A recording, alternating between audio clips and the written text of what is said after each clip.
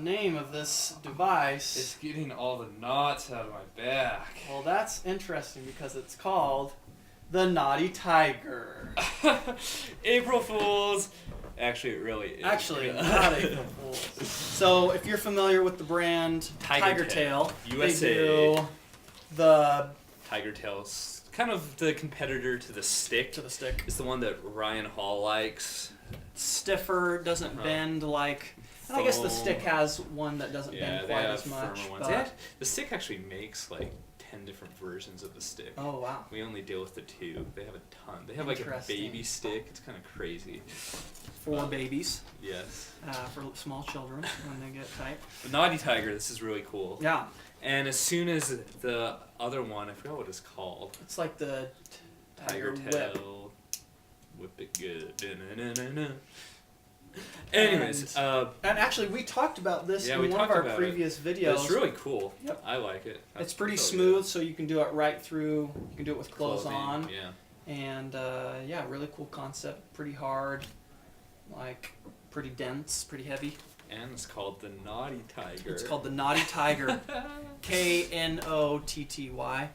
New issue of Sports Guide, local sporting stuff. This is a free magazine, so come in and get your free copy.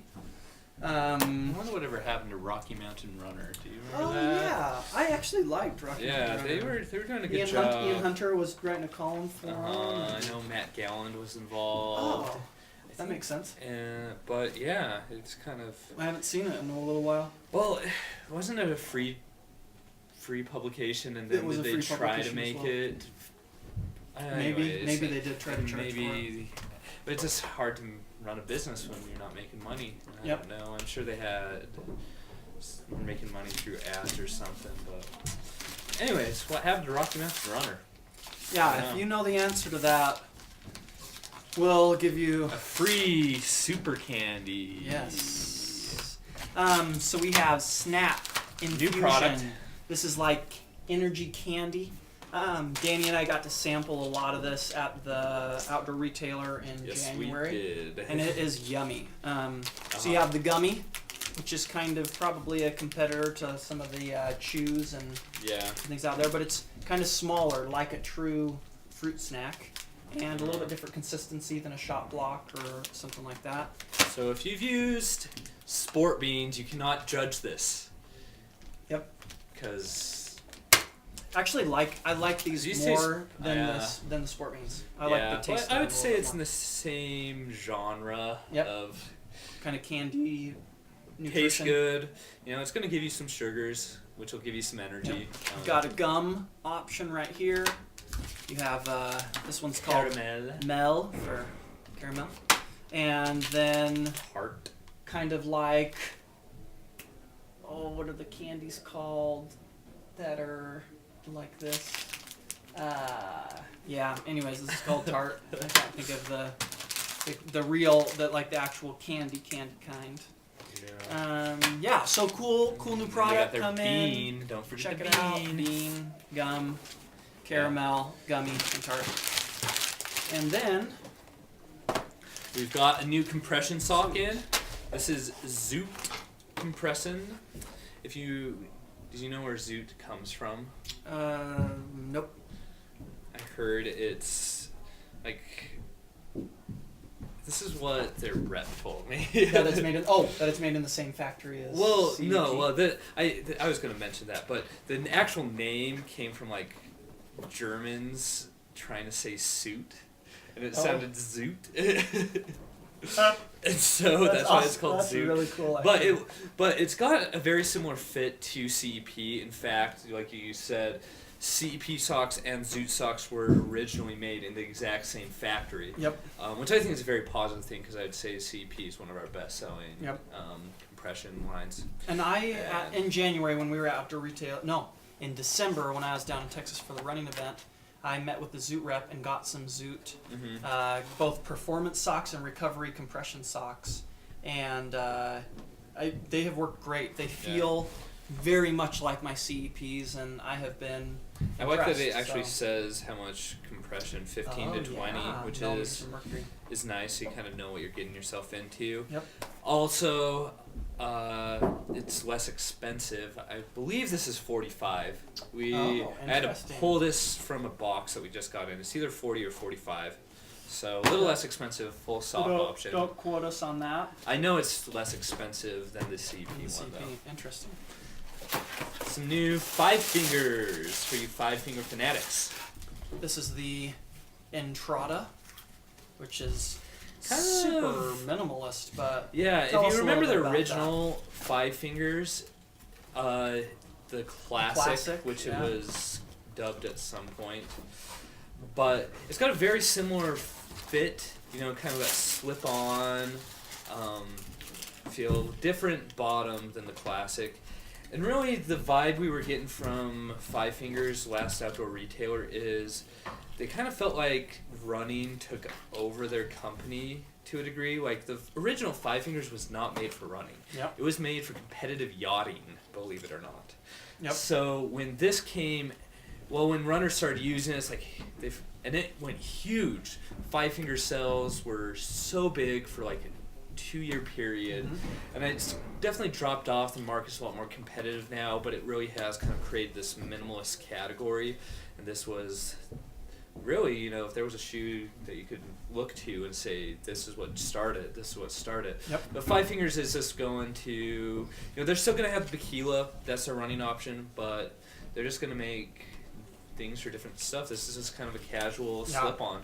And it's, I mean, if you're looking for something to kick around in, or something, maybe you are like an ultra minimalist and sometimes you don't like running completely barefoot, this is as close as it's going to get right here. Makes your toes spread out, forces them to spread out. Here's the men's version, which is called the El-X, E-L-X, and yeah, really cool looking shoe. I brought it out the other day and didn't exactly know what it was, and now we know.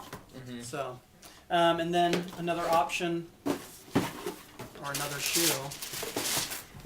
Tell us a little bit about that. So this is the Treksport Sandal.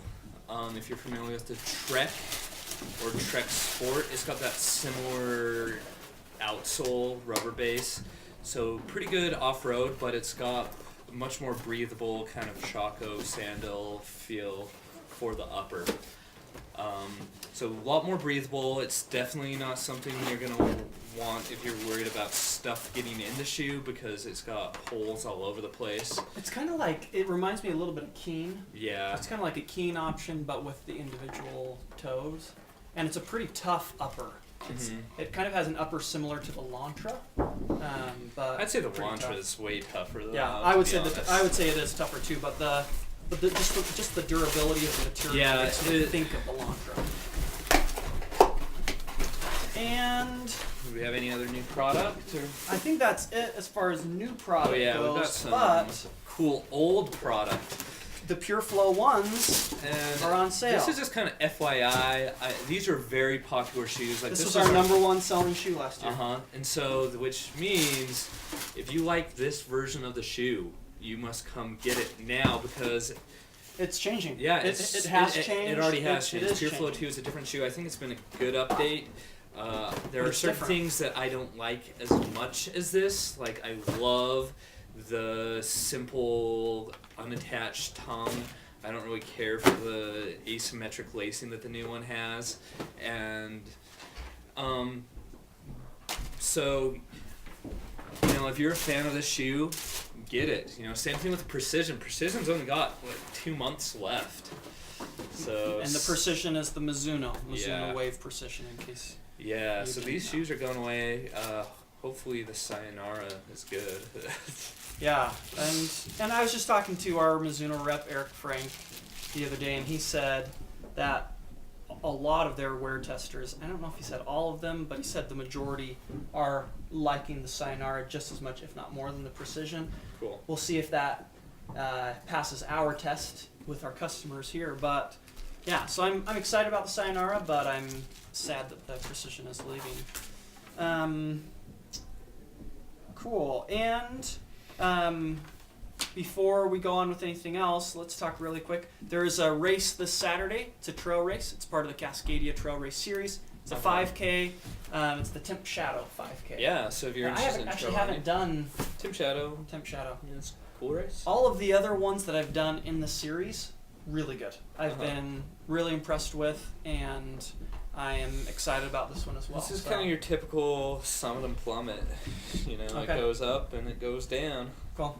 And that's pretty much the race. The first mile is kind of a grind, I'll be honest. Okay. It's actually, the first mile is essentially what UVU calls the vertical mile. I guess Orem calls it that too, but Harper's called it the stairway. It kind of starts at Bonneville Shoreline up at the shooting range, and it goes up. It goes up for about a mile. It's a good rough mile. Cool. But with this race, you go flat for another quarter mile, and then it goes probably up another quarter mile before you start your kind of descent. Okay. So, but it's a fun race, really nice technical. This one's probably got the most. Their longer one, the Trail 51, probably has the most double track. Most of their races are pretty single track. Yep. But this one, I'd say you've at least got mile and a half, 2 miles almost of double track, so you can actually pass people. Cool. Yeah. So that's one of the disadvantages to the single track. Yeah. And we would like to do our drawing.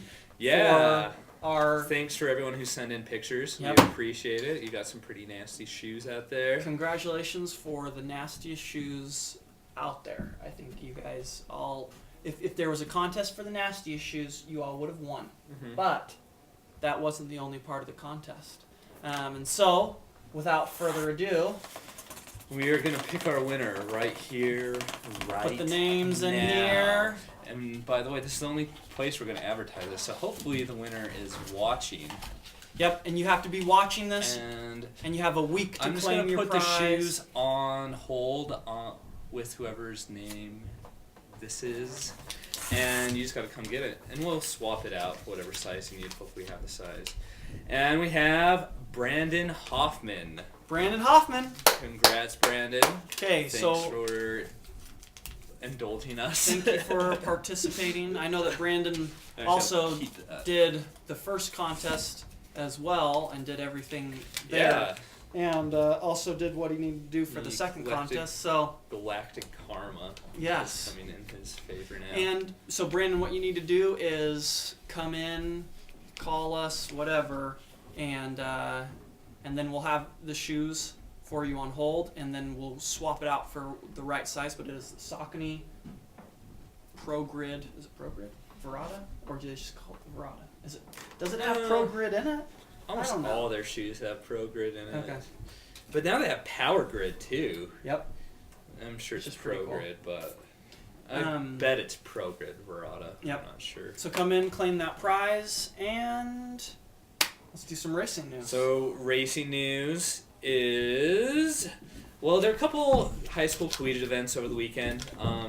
Locally, both of them were at UVU. The highlights to me, I don't know, like it was kind of ho-hum to be honest. So I'm not going to go too much, but collegiate race, representation, Sojourners, Chase Ingolstead DNF'd. What does that mean, Danny? He did not finish, which means he started and he didn't finish. Oh. Yeah. Ouch. Nice representing. Is there a story behind that? I don't know. I haven't talked to him. Okay. I honestly just noticed before we did maybe he died. We could have died, and here we are making fun of him. We're sorry if that is the case. Chase. Yeah. And honestly, I wasn't really too stoked by much other than that. High school race, there were some good times. Jake Heslington won the mile, 4:19. Oh, nice. Then Summer won the 800. Oh, wow. Right around 2:20-ish. looked at the 2 mile, and it was like 9:35. East Boy won, which was, I think East, their coach, and I know how he coaches. It's very much in tune with what I feel like people should be doing. Some people criticize him because it's pretty high mileage oriented, but it works very well with committed athletes, and he's produced. You know, this is the first guy who's kind of taken off under his tutelage. Who is the coach? What's the coach's name? Bill. I can't remember his last name. That's cool. But thank you, Bill. Yeah, he started with Susanna Hurst, who just, between cross country and track, she was like 3rd to 5th place in cross country, and then went to Foot Locker Nationals. Wow. And then dominated track. And then Natalie Shields, similar story. She just dominated track. Both of them go to East? Yeah. Oh, wow. And consecutive years, and then she was BYU's top runner this last year in cross country. And then, this boy. So that was kind of cool to see. Cool. And don't be afraid of mileage. You got to do it smart, but do it smart, gradual. Tommy Gutierrez, East High, he beat an AAF kid, which is saying something. Wow. So that was noteworthy to me. By a good 4 seconds, it looks like, which is significant. And then there were a couple cool BYU results. Jared Ward and Taylor Thatcher went out and ran a 10K at Stanford. I'm guessing that was probably, I don't know if that was Peyton Jordan or what, but Jared Ward got the 3rd fastest 10K of all time with a 28:36.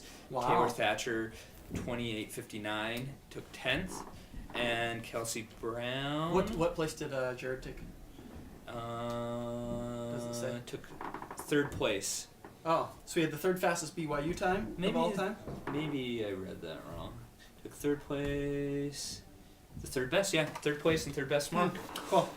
Kelsey Brown ran and took 10th at Stanford and ran a 2:07. So and she's the one that transferred from Oklahoma? Yeah. Okay. Yeah. Cool. Congratulations, guys. Yeah, good to see. And Wardy. And Derek won the splash and dash. 5K. Not the splash, just the dash. I just met the guy today. His name's Aaron. That won the elite of the swim and the run, the mile swim, 10K run. That's a race that I have won a couple times in the past. And Derek was curious to see if his crappy swimming could be compensated by his running. Yeah. Thought it would be Sometimes it can. Sometimes it can. But mile swim's a long way. Mile swim is a long way, and if you're not fast, it will. You just keep getting slower and slower. Yeah. Anyways, I think that's it. Cool. Well, congratulations to everyone. Congratulations to Brandon and all of our runners out here. Broadcasting from Runner's Corner. We thank you for watching this episode. I think this is episode 13. Wow.